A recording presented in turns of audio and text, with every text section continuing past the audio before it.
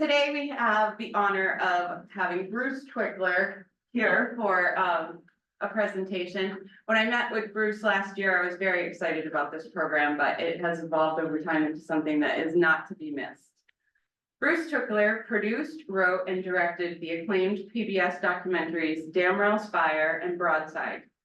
Research for his book, New York Firefighting and the American Revolution, was used as the basis for New York City Fire Museum's exhibit, The Colonial FDNY and the American Revolution, which he designed and built. In the 1990s, he started Andover Technologies, which published animation and video software, most notably the award-winning Videocraft, and founded an internet company, Andover.net, which by its IPO in 1999 had garnered over 50% of all internet traffic to open source websites.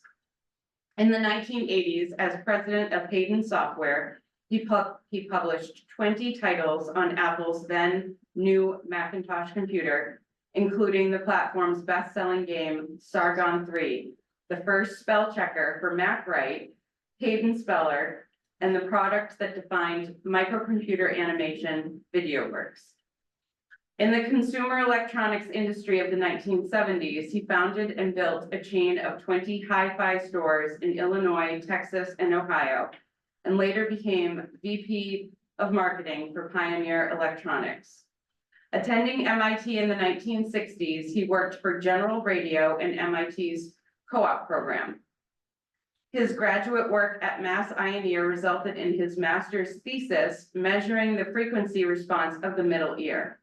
He now lives with his wife on Cape Cod, and not just Cape Cod, but Osterville, known for their excellent library, while visiting with his grown kids and almost all grown-up grandkids. So without further ado, Bruce Twickler.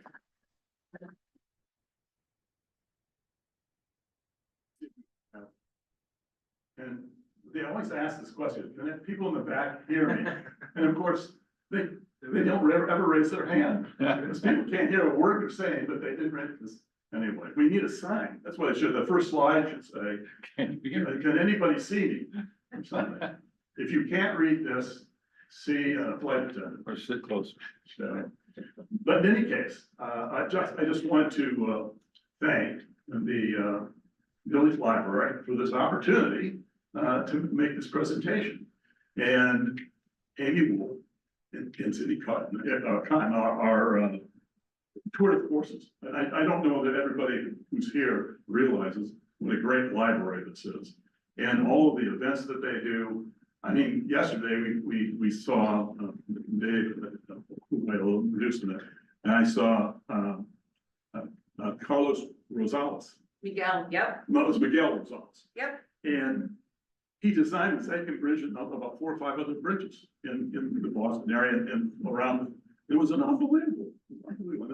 I've seen 3 or 4 of these presentations, and they're always such high caliber. I can't believe what a high caliber of all these presentations. I just hope that ours can be moderately as interesting as Miguel's was. In any case, so thank you to Amy and Cindy for this opportunity, and I have to thank Janet, my wife, who was suffered through my preoccupation with this project, and I want to introduce especially David O'Gara. David, why don't you stand up? So David has been my colleague and collaborator for both of our PBS documentaries, Damrell's Fire and Broadside, and the exhibit at the New York City Fire Museum, the colonial exhibit. And he did the graphics for this too. It's been an invaluable collaboration. So and I want to thank the owl in this room right there. I want to thank you very much.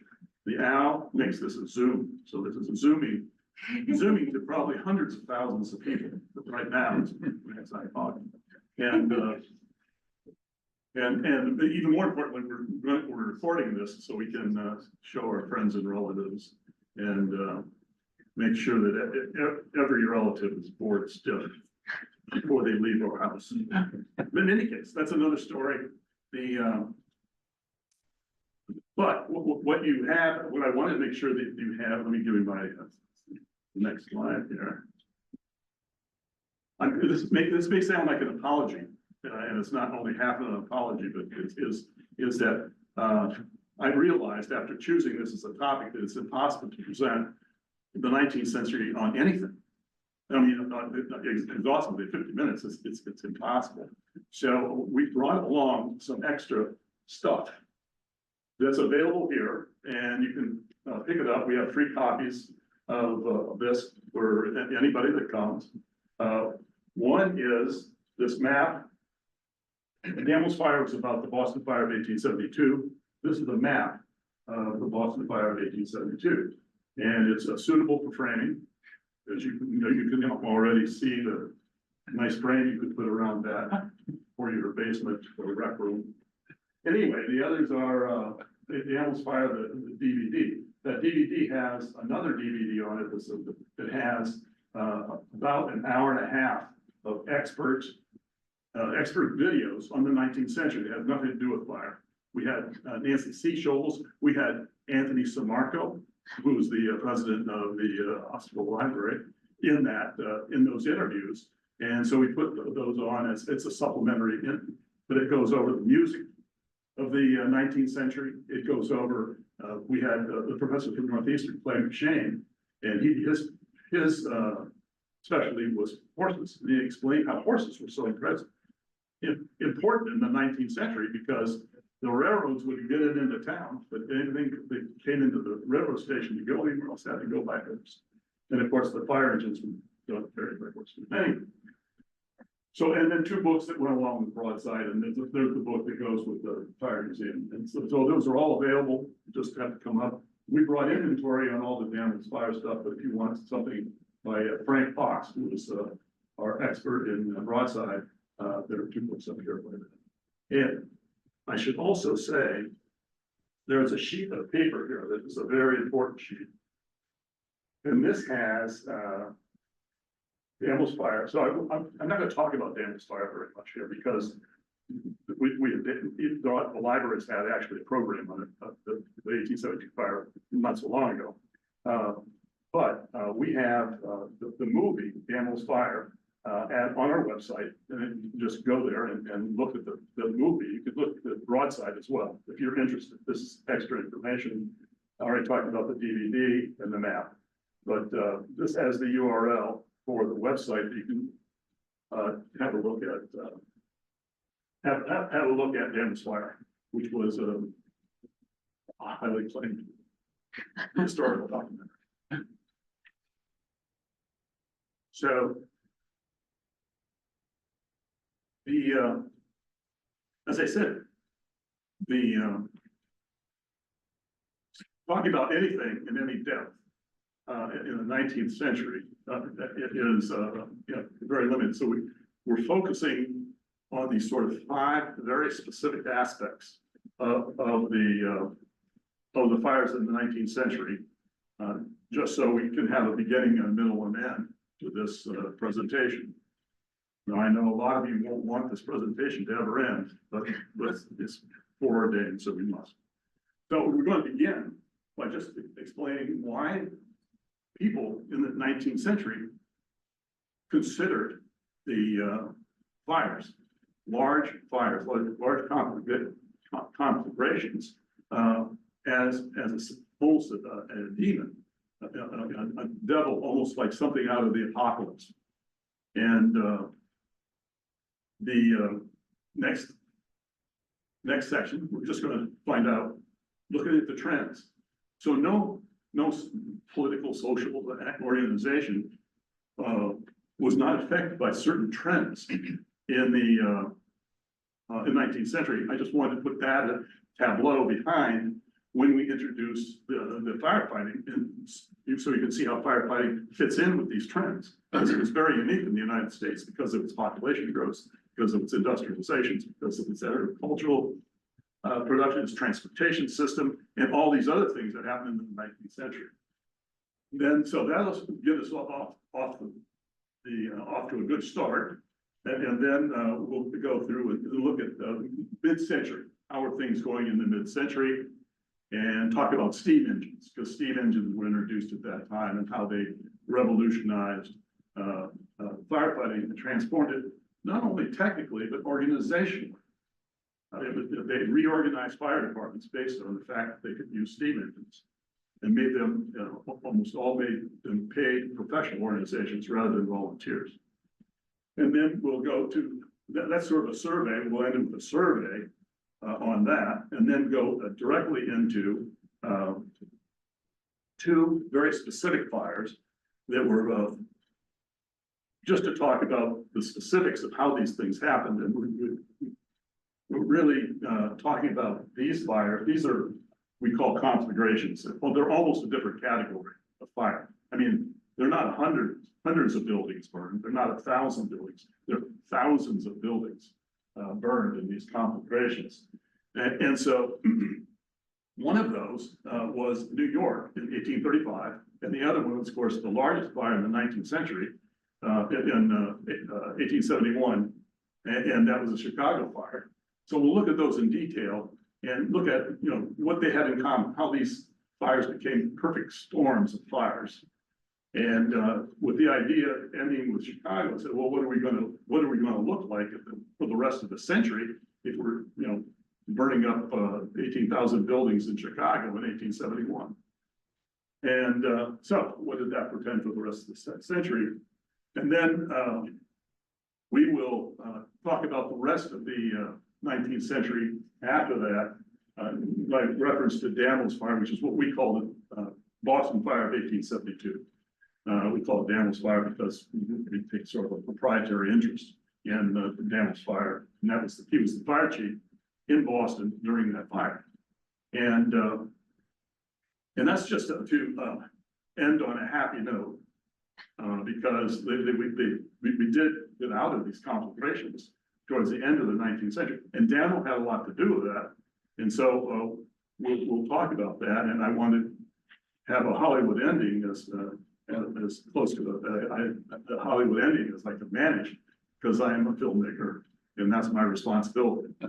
So so don't worry about going away here depressed by all these fires that you're just about to see, and the carnage and everything, because Daniel's going to come to our rescue.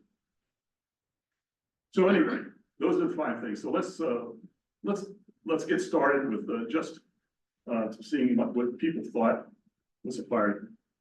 Here's a quote. This is a quote for something. This is a quote from a book that was written right after the Boston fire in 1872, but it reflects the fires that happened right before Boston's, which was Portland in the 1660s. And Portland burned down. It was about 1,500 houses and 12,000 people left homes, and that was before Boston. And it was before the Chicago fire. Chicago, of course, was off the chart. But in any case, this is what the guy wrote, and it reflected the way he felt, and many people in the 19th century felt. Sooner than it can be told, the fiery monster within burst the window panes, thrust out his lurid fingers, then impatient of restraint and laughing at granite, the walls divide, the roof falls, and the demon most dreaded on earth is free to crush and devour, till the city weeps in dust and ashes. Now, that may seem pretty lurid today, but when you go through, 3 fires in the space of 4 years, that left hundreds of thousands of people homeless, you can get an idea of how they felt about it. And so, how did these things happen? And the best way to look at that is, so how these fires? Well, let's look at what was happening in the 19th century. The first thing you have to realize on the 19th century, and this is just the trends, there's population, there was an industrial revolution, there was an agricultural expansion across the entire middle of the country, there was a transportation revolution. People no longer relied on just horses and wagons. There were railroads that could go 60 miles an hour, 70 miles an hour, take you where you wanted. And then the transportation, and all these things sort of work together. The reason the population was going so with such vigor was we had an industrial revolution and there were a lot of jobs. And the other reason people were coming in because they could get land in the agricultural expansion. Well, we had a lot of immigrants. And these immigrants moved in large numbers, and there were social pressures and social conflict during that. And it all affected the fire. All these things, all these issues, as you will see, affected the fire department and the firefight. So let's go through them one by one, as my friends used to say. Here's the population size. So this is the graph. Start at 5 million, and we go up to 76 million people in 1900. That's a lot. Actually, in the first 20 years, the second 40 of the second, they actually doubled the population. Now, to put that in perspective, that you may be able to appreciate, if we doubled our population in the United States in say 1990, we would have a population now instead of 350 million, 900 million people. And I don't want to scare you, but 700 million of those people would be millennials. So just think about that. If that doesn't put the fear of the Lord in you. So thankfully, we don't have that happen, but it was happening there, and there were tremendous social pressures. And the other thing that's happening in those is that they were moving into cities and forming cities. So we'll talk about, I use 100,000 as being a pretty, a reasonable sized city. And we take as our bell cow of cities, New York. So we'll talk a lot about New York in a few minutes. Their fire department, how it was organized in the 1820s, because it was 100,000, it was the only city with 100,000. And pretty soon it was going to be 90. I'm sorry, there was going to be 39 by the end of the century. So let me see here. Let's talk about the Industrial Revolution. So this is Lowell, Massachusetts.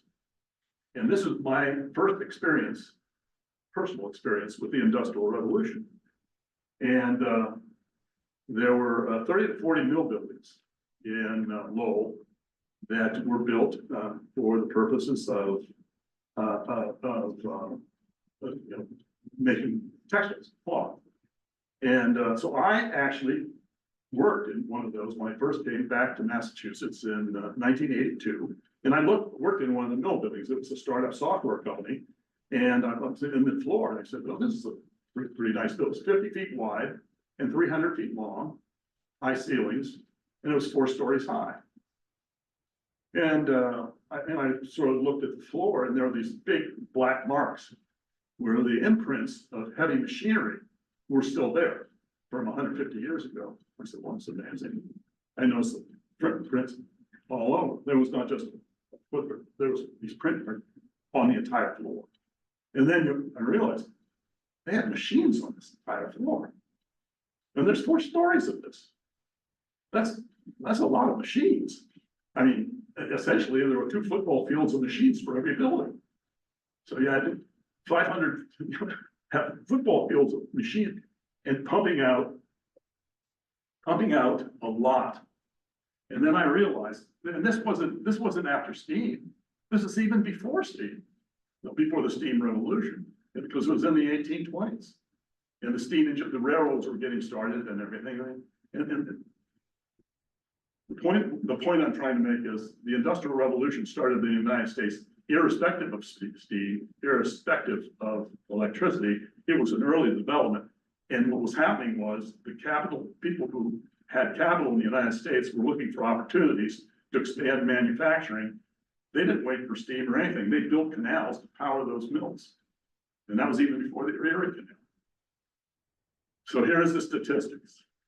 80 football fields of machinery pumping out 500 yards of cloth per day. That's a lot of cloth. And without steam engines, electricity. And there were other examples of this too. One of my favorite cities in Ohio, Cincinnati, processed over 500 million pigs of a year, even before, same time, 1820s, 1830s, before steam, electricity and everything. And the difference I did, they began to take all the products from pigs, other than just meat and everything, and transform them into products. Lanolin, cosmetics, drugs. It's not an accident that Procter and Gamble started in Cincinnati, because they had all these cosmetic things you could make out of the pigs. So every part of the pig is used for something.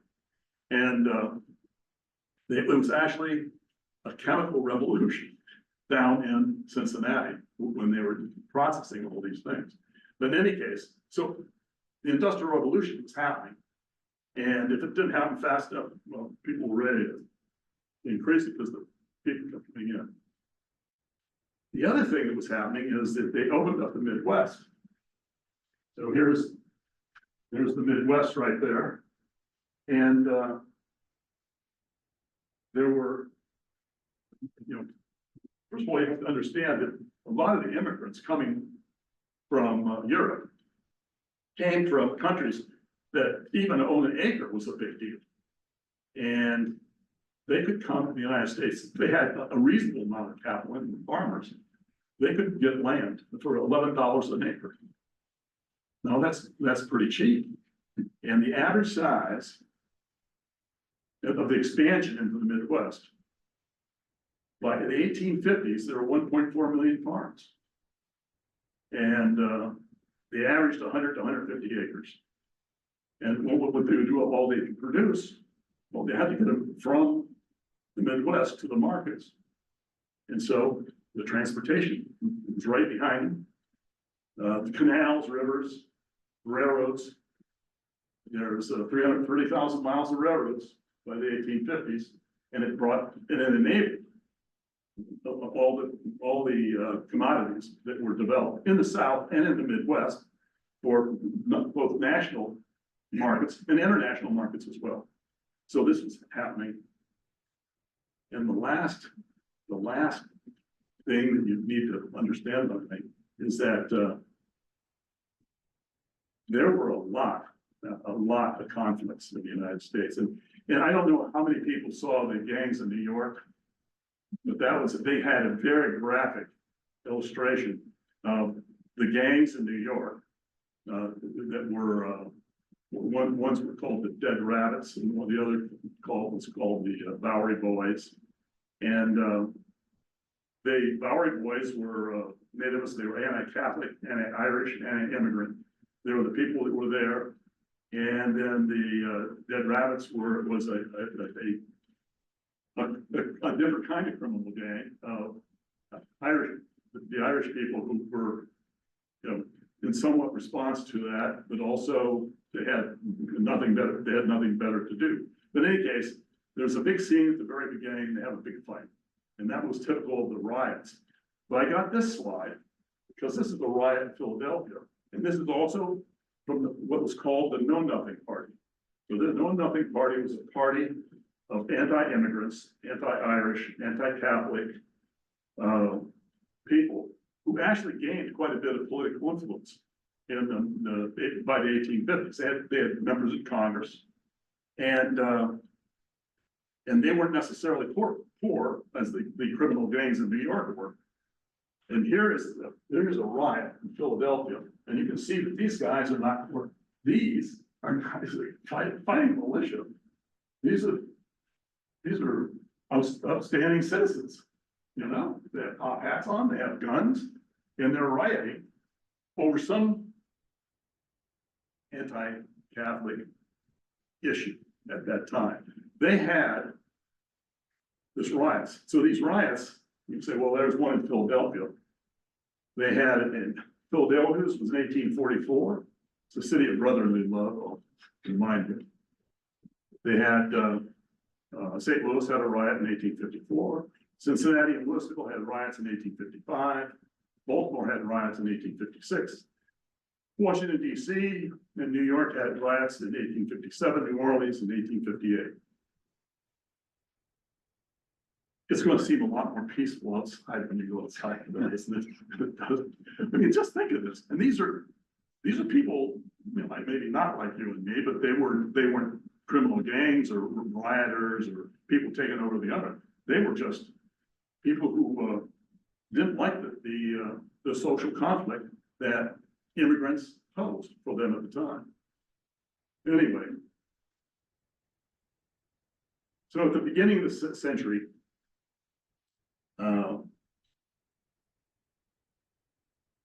let's begin at the century. There's a population, and I have to say, this is one of the slides that surprised me. And I always am amazed by some things, but this is a the population of of the United States in the 1800s, 5.3 billion, and that seemed reasonable enough. They always said there were, in the revolution, there were 3 to 4 million people in the revolution. So that seemed like a reasonable increase to 1800. It would surprise me though, there were only 4 towns with over 20,000 people. I mean, there's 5 million people, but I mean, New York had 60,000, that was just sort of respectable. And Philadelphia, but there are no towns other than those 4 you see there, including Baltimore, Philadelphia, Baltimore, and Boston, that had over 25,000 people. I mean, we would hardly call 25,000 a city today, and but that was it. 89% of the people were rural. It was a rural population, and I was amused to find that Boston's North Shore in 1800 had Salem, Newburyport, and Gloucester in the top 20 towns. I don't, but they didn't stay there for very long, but then for those, they look really good. They were looking really good in 1800, that's all I can say. But in any case, the only point, so that's a great slide, and I should probably go back to it. The point of that, though, that is for fire. What does that mean for fire engines? It meant for fire engines that most of these places were small, and their fire departments were mostly the same. They were designed the same, they were using the same engines, they had the same buck brigades, they had the same political connections to go have charters and so on. So they were relatively the same. There was no management and everything, and it was everything was pretty much the same size. And of course, that would change when the cities became urbanized and grew. So firefighting, the other thing, the first firefighting, I'm so proud that we've gone through 18 slides, and this is before we got to a fire engine. But we got to one, my goodness. Here's a fire engine. And that's the Newsham fire engine. And that was the first engine that was imported into New York City, an exact replica of the one that was in New York City. And it could put a stream of water, 40 yards, 40 gallons a minute, out of a 200-gallon system. And it was operated by 10 to 20 firefighters. And it was so much better than throwing 2 to 3 gallons of buckets on a house that's on fire. Just before they had buckets, they throw buckets of water into fire. Imagine that's dangerous, at least. And so this was a tremendous revolution in firefighting, and it actually was good enough to keep small fires from getting the big ones, and the big ones contained. So and if you want to see exactly the technical details of this, we have that online in the URL that we provide in that sheet, and you can see exactly how that machine worked, which was quite ingenious. And this one was imported from Britain, and it went into Boston. And so the Newshams were all up and down the East Coast, in Boston, Philadelphia. Charleston had one, and then New York had several as well. And just to show you, I did want to show you what they looked like. So this machine, we had, they had a replica. This machine was a replica in Williamsburg, And we managed to get a loan from Williamsburg and put it in the museum in New York. And, but it was a working replica. And this is what it looked like.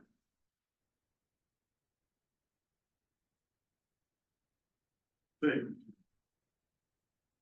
Maybe I can do this. Oh, no. Let me go back. Oh, there's a play button here. How do you play this? Can you hit space bar? Yeah. No, it's not working. Maybe it just doesn't work through this machine.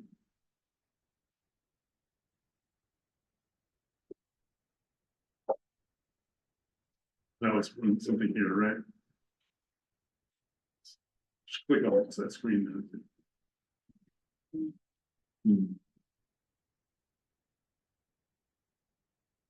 Oh, well, it's a movie of this. If you could imagine that shouting water, and those guys going up and down pouting, they're pumping, that's what the slide shows. I'm glad we didn't rely more on animation. I know. So in any case, the other critical part, the other critical part of this system was the bucket brigades. And they had buckets of water, and everybody during the colonial times would turn out to get in the lines and take buckets of water from where the source was to the fire engines, and then dump it in the fire engines, and the fire engine would them on the fire. And the only reason I'm showing that is because that changed quite rapidly in the 19th century. And what didn't change though is the pump. So the pumpers did change very rapidly, but they did increase in their technical. The streams would go further. They had more men on them, more gallons per minute. They had 2 sets of rails, and in a local on a fire ground, this is what they looked like. They had 2 levels of people pumping the engines, and the streams going up, and so they were very effective. They would do 250 gallons a minute, which is pretty good. And so what you will see on this fire ground, though, and the point of the slide is there's no buckets. The buckets have all been replaced by the technical revolution that was so important, and that was the riveted hose. So they had hose in Europe for many years, but they didn't get imported in the United States. Very rarely would they import in the United States, but as the cities grew, there was more and more need for to rely less on bucket brigades for several reasons. One is they could only you could only get a finely tuned bucket line to put into 40 or 50 gallons, and these machines, even the Daniels fire machine could all machines in the Newton machines, all of them could do over 50 to 100 gallons a minute. So in any case, then they had bigger cities with bigger fires, and they had to be able to pump water faster and get the water into the machines. And so there were people in Philadelphia, happy coincidence that were volunteer firemen who also were manufacturers in leather and metal. And they saw a market opportunity and started producing these riveted leather hose, and that's what they look like. The seams were riveted, so they wouldn't split under pressure, and they would be easier to maintain. And in lengths of 40 or 50 feet, and as Josiah Quincy, this is a quote from Josiah Quincy, who was the second mayor of Boston in the 1820s. Every 100 feet of hose is effectual as the presence of 60 men. And the other thing is with hose, you could use them if you had pressure at your fire hydrant. You could just connect them to the fire hydrant. You didn't need the machine necessarily. And when the machines had to come in from distances. That was having a hose team just go over and start pouring water in fire was very valuable. So in any case, we get to the management part of this, and so the city's got bigger and bigger. And this is what the first city to get over 100,000 people was New York. And this is what they had. They had a chief engineer, 10 assistant engineers, 50 to 60 foremen for the engines, because that's how many engines they had. 1,500, 2,000 firefighters, hook and ladders. You can see 45, 10 hook and ladders, 12,000, 15,000 feet of hose, all right, in the 1820s. Those things were beginning to be manufactured in the 1815s, 1810s, 1815, and by 1820, they had 15,000 feet of hose in the department and ladders and time. And so this was the future. I mean, the reason I showed it, this was the future. All those cities that you saw being 100,000 or more would have this. And what that meant was, well, there were more firefighters, and there might be more social pressures, because that was a lot of firefighters, and they actually began to have political influence in almost every city. Josiah Quincy, for example, in Boston, decided not to run for re-election for his third term because there was a lobby of firemen who didn't like what he did. He brought in hose, and the firemen didn't like hose. Don't ask me why, but they resisted the use of hose. But Josiah was not one to be set aside easily, and he instituted the hose system. So, and rearranged the fire department a little bit, and so that all the fire department was, the rank and file of the fire department were lobbying against him. And so he, rather than go through a contested election, he just said, I'm off to Harvard to be president. And that was the end. He just left because it was, and that's not the only time that the fire department had a political influence, because there were so many of them. They were organized and they had common interests.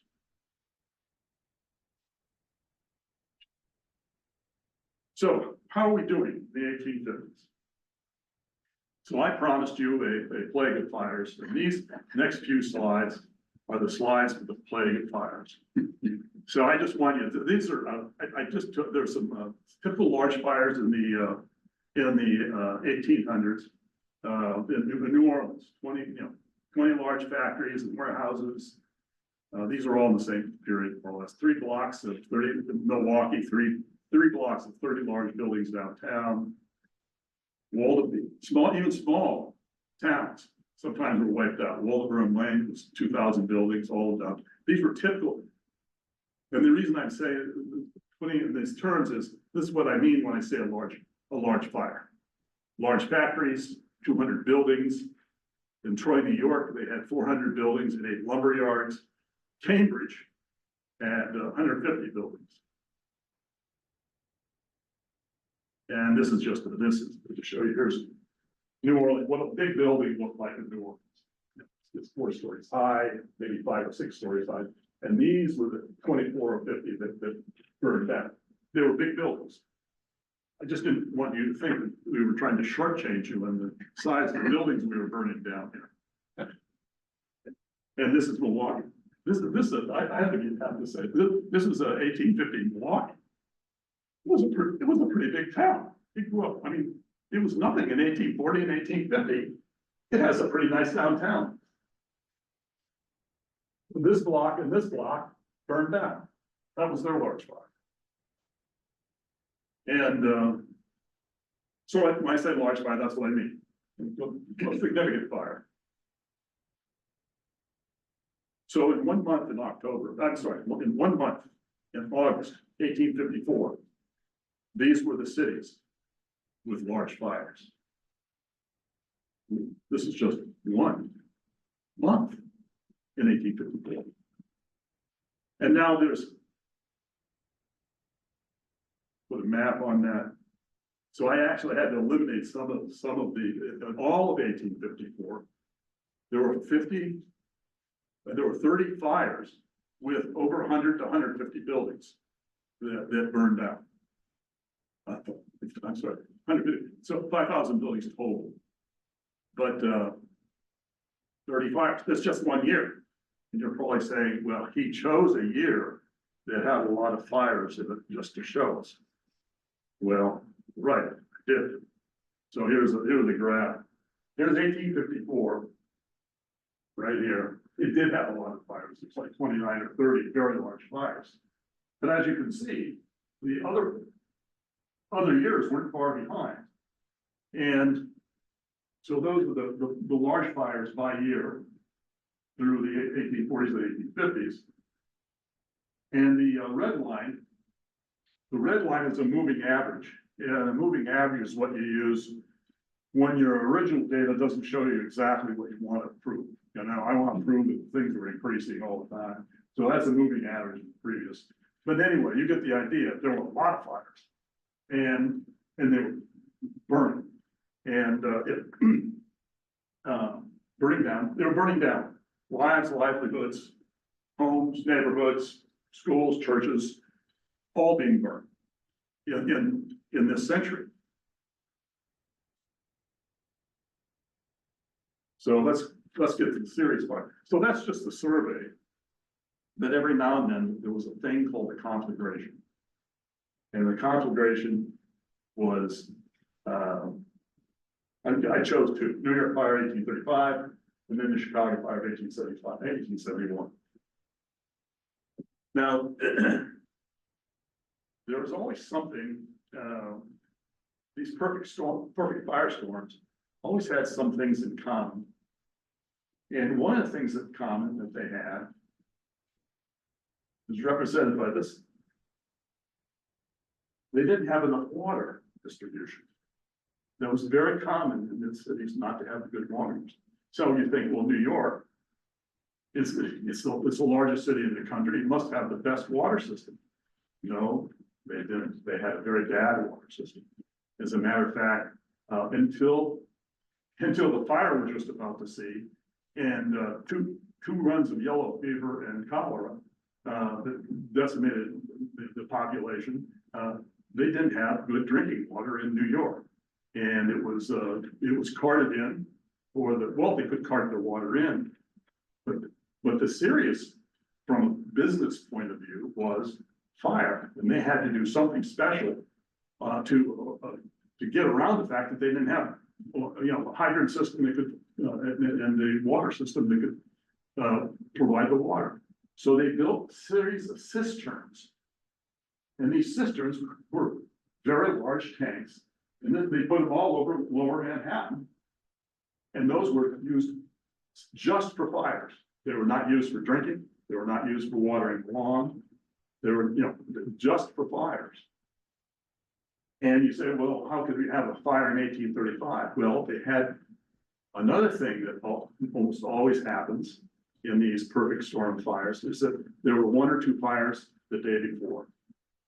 And so they had a couple fires, they used up the water hadn't been replaced. And the third thing that always happens in these perfect storms is have something to do with the weather. And the weather in December of 1835 for this fire was below zero. Everything was frozen. And they had a difficulty just keeping water in the machines, keeping the machines working, because everything was freezing. And so this is Wall Street. And that was not the first area, but one of the most important areas that burned down in that fire. And the reason that it got out of control is they couldn't get enough water. They just barely made valiant efforts to keep the fire from going east to the rest of the not east but north, further west. And the way they did that, and it was very significant for firefighting later on, is they used gunpowder to blow up buildings. They finally ended up blowing up buildings and dousing with water because they couldn't keep the fire down in any other way. But if you know anything about New York, this is the area. It was, so that's 650 buildings, and it was an enormous, and luckily only 2 people died in this, but it was a horrendous fire, and it was a firestorm of water and weather, and even the firemen had just been battling blazes for 2 days before. They were not in great shape. So in any case, it's a great story that the hero that was Alexander Hamilton's son, who took the initiative to get the gunpowder and go into the buildings and start blowing the buildings to save the city.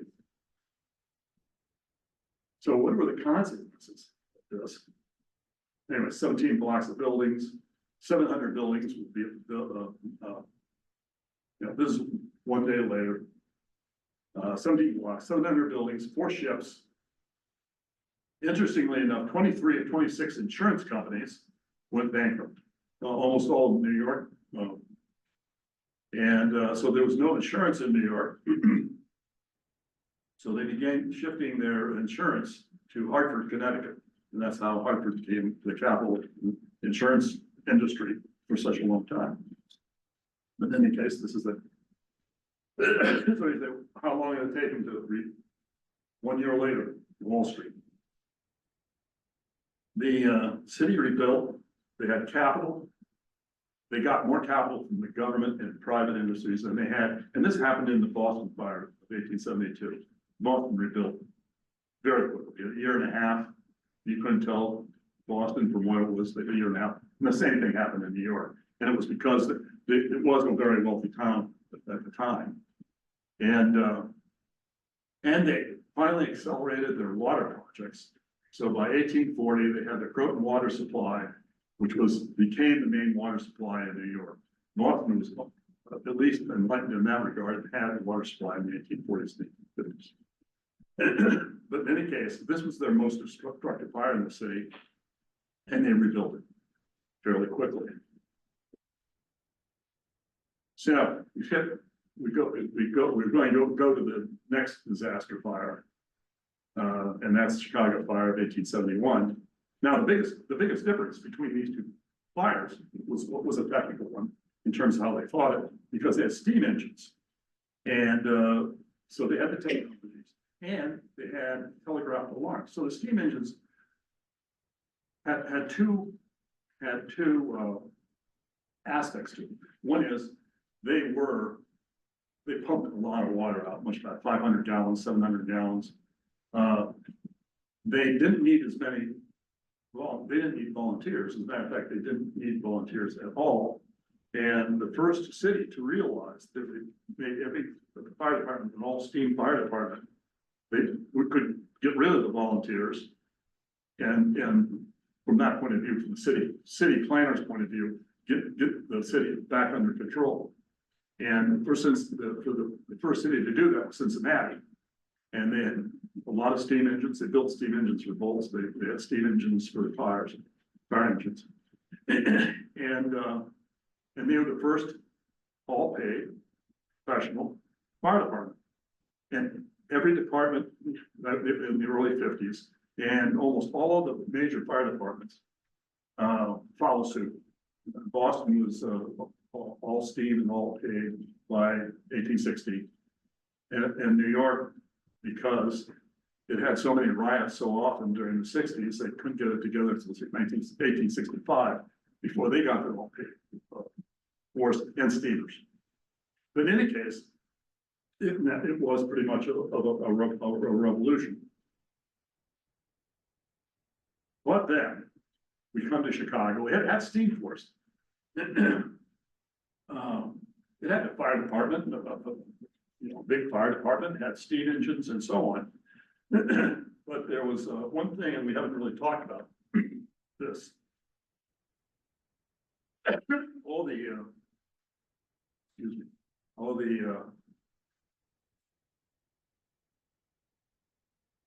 all the cities in the Midwest, and a lot of them in New England everywhere, were built wood.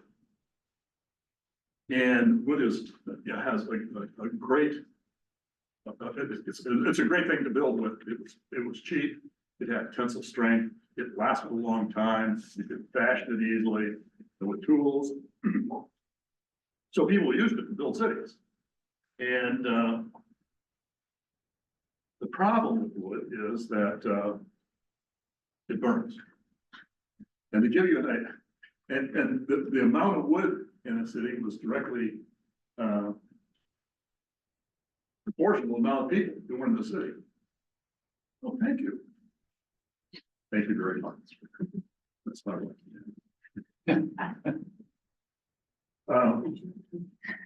They had 60,000 wooden homes, 36 miles of wood block streets, 900 miles of wooden sidewalks. They had these huge grain elevators that were mostly wood. And they had big lumber yards for most of the Midwest would go through, lumber would go through 5 million feet of lumber. So it's, so there was a correlation between the amount of people, the amount of wood, and it was sort of, I put it as a graph one time, but it's just, it was one of those graphs that doesn't look exactly like the other one. I couldn't make it to a moving graph or a logarithmic graph or anything, so so anyway, Chicago did not have $100,000 fire until its population exceeded 30,000, then it had to. It did not have a $500,000 fire until its population broke 90,000, then it had to. With the correlation this high, one did not have to be an insurance underwriter to predict that fires would get worse if the nation continued to cram wooden buildings into cities. By 1871, as I said, it's 60,000 homes. All wooden. And this is what it looked like before the fire. It's a pretty big town. So the problem, once again, with the conspiracy, these conspiracy was weather. So there was dry, there was a drought in the Midwest for several months. So everything that was wood was dry. So that was the first thing. There were strong prairie winds from time to time. It had the wood. And the fire started to happen. So the week before the 1871 fire, they were putting out 2 or 3 fires, major fires, and the department people were tired in the fire department. And so it began. And you've probably seen the Mrs. O'Leary's cow taking over a lantern in the barn, which was a fabricated story, but it stuck. It was out of control for 2 days.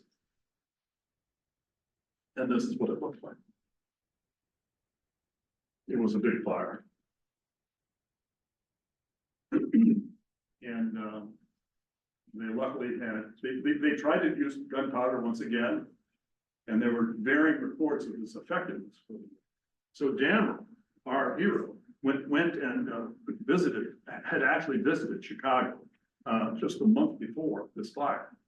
And then he went back at the behest of the city council to find out, well, what happened here? And he had noticed that there were several places that there could be large fires at, but the fire chief that was in Chicago told me, he said, well, we've always been able to handle those. But in any case, they had a couple other things, and this is the other thing that these perfect storms had as time went on. The alarms were delayed for whatever reason. Boston fire was a delay for 15 or 20 minutes. In Chicago, it had maybe a half an hour. The fire had a head start because the person who was in control of the key box for the electric alarm, he had heard the cries of fire so many times, he didn't even believe the first ones, so he ignored them. But they tried powder, and they seem to be successful in some, but not others. And only a providential rain finally quenched that blaze. And this is what it looked like afterwards. So, as far as I could see, burnt buildings. 18,000 buildings destroyed. That's a lot of buildings. And 300 people killed also.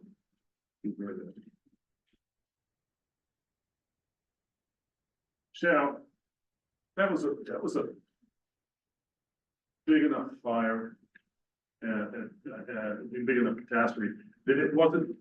Chicago did not rebuild like New York and Boston and be, you know, a year and a half later open for business. It took a decade to get it back to where it was before. And so anyway, just with these firestorms, what was happening? Fires, well, they had all these large fires that were, you know, more or less contained, only 100 or 200 buildings. Then from time to time, they had these catastrophes, and they always had some weather aspect. The water was inadequate in the Chicago fire too. They had inadequate water, and the wind, both in Chicago and in the Boston fire.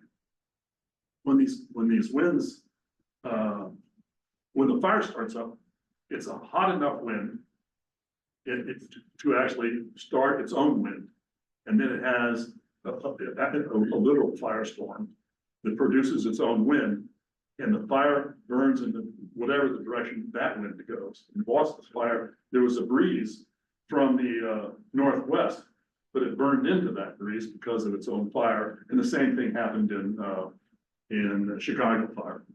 So it's weather, water, wind, always states of that fires ahead of time, delayed alarms, and often epidemics of some description. In the Boston fire case, it was an epidemic, horse epidemic that took the horses that pulled these big steam engines and took them. They were all very sick during that fire. And in the New York fire, the fire department was probably, they had 1,500 people in the department. They were missing 500 people from the previous two cholera epidemics they just had the years before. They couldn't replace the firemen. So those are sort of the. So now we come to the end of it. This is where we leave on a positive note, because we don't have these fires anymore. Oh, no, actually, we do have bad fires, as you all know, and then there's no controlling the wildfires in forests and even in suburbs these days. But the kinds of fires that they had that we're talking about here, you know, 10 or 15 large major conflagrations a year don't happen anymore. And what happened? It is the story that we told in Damel's fire. At the end of Damel, so John Damel was the fire chief in Boston. And he experienced a fire, his fire of a lifetime. It was the Boston Fire of 1872. And he began to organize and use political means to change a group of things. He was the founder of the Fire Chiefs Association of America that brought all the fire chiefs together. He was elected their first president. And with the idea of getting more political clout to get from the cities, the things that the fire chiefs needed to keep the conflagrations from happening. He then went into the building department and started changing building codes and presented at one of the fire chiefs conventions a series of building codes that became sort of the standard building code. So he was at the center of all these things. he started building inspectors. They always had building inspectors. They never had any clout because they weren't given any clout by the city council. But then they finally started on the state level in the city. They began to pass enough legislation that they began to get the codes enforced and inspected. So that's happened. Insurance. I was very interested in the insurance. I was going over a slide of Lowell factory, just because I said I need a slide of Lowell factory, and I found this thing online and it had a really nice footprint of the building, one of those big 50-foot by 300-foot buildings, and it was from excuse me, it was from an insurance archive. And the insurance archive was archiving the sprinkler system that they were putting in the factories. And so the insurance companies were very important because they would insure buildings that didn't have sprinkler systems. And that happened on the industrial side very fast, and it happened then later on for office buildings and all buildings. So that was big. And of course, the public health improved, but the total story of that is online in Daniel's Fire. The last third of Daniel's Fire tells how Daniel influenced all those things that stopped cities from burning down. And so we have a sheet of paper here with that URL on it. I'll give you other aspects for more information. And so I think I'll end there. It's 1 minute over. Does anybody happen to be anywhere? You're fine. So anyway, any questions? Actually, questions? Oh, I introduced you, right, Dave? You did. Okay. You have a question? Dave, do you have a question? No, we have questions over Oh, here. sorry. Of the examples that you gave, the thing that struck me was the fires were around major water sources. Not, but you had Lake Michigan, Yep, you had, the East River and the Hudson right, River, exactly. and yet they didn't play a part to help close it down, or at least you didn't mention that. And I'm assuming in Boston, we had Boston Harbor. Right. Why didn't they? So that's a very interesting question. And in Chicago, they had a series of pumping stations along the river, along an alley. And at various points in time, because they had serious fires, they would use these to feed their system. Well, over a period of time, because they were sort of alleyways, they weren't, they were sort of alleyways there. People would put boxes of trash and so on, and the fire department wrote and complained time after time that the access to those pumps was there was barriers to get in and get to the pumps because of all this trash and everything that was around those. So that's one reason in Chicago. And I think after this fire, that wasn't a problem. But that was a problem in Chicago. And that was true of the Milwaukee fire too. They had problems getting access to the water. And in Boston, it was just a piping problem. They had, the pipes were too small, so they could get them up. And in New York, the problem was the rivers were frozen. It was an unbelievable heroic effort. They went down and cut, they cut holes in the ice to get on the East River. And started pumping. They had two machines there, and they pumped in another machine and all that. But it was so difficult to keep the pipes from being frozen because of below zero that they really weren't prepared. And they were talking about pouring brandy in the machines and in their boots and wherever else they needed, I guess, to keep the water flowing. That's So there was always a problem with water, even though in theory they should have it right there, so. So, thank you all for coming. Glad you could make it. And we'll see you again the next time there's a serious disaster to talk about.